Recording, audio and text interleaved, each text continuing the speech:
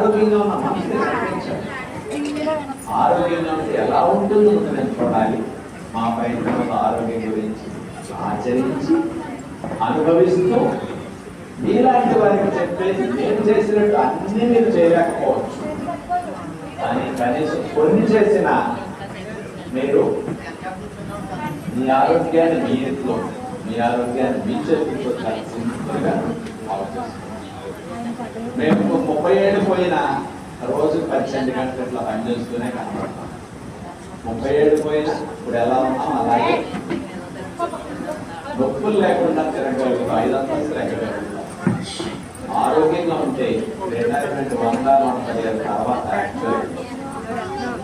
60 ఏళ్ళకి రిటైర్మెంట్ అనేది రోగ లక్షణం, అనారోగ్య లక్షణం. యాక్చువల్ నేను చెప్పింది తీసుకుంటే జపాన్లో 100 ఏళ్ళు యావరేజ్ అని బ్రతుకుతారు. అక్కడ అందరూ 100 ఏళ్ళు 100 ఏళ్ళు పైబడే 100 ఏళ్ళు పైబడిన వాళ్ళు లక్షల మంది జపాన్. చాలా వాటిని ఫాలో కనీసం ఇప్పటికైనా అన్నీ కాకపోయినా కొన్ని నియమాలన్నా డాక్టర్ల అవసరం తగ్గుతుంది, మందుల అవసరం తగ్గుతుంది.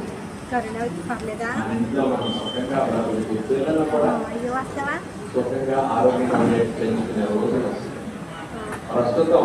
అందుకని ప్రతి 6 జంటలకు ఒక జంటకి ప్రపంచంలో తెలుగు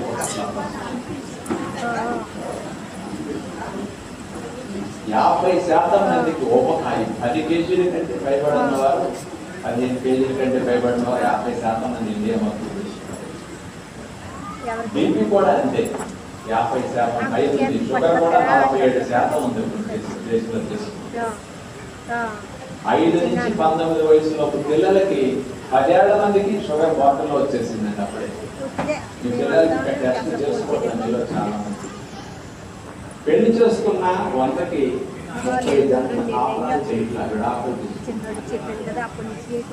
ఇవన్నీ మనకేమన్నా చూడటానికి పిల్లలకి ఇట్లా ఉంటే సంతోషంగా అనిపిస్తుంది.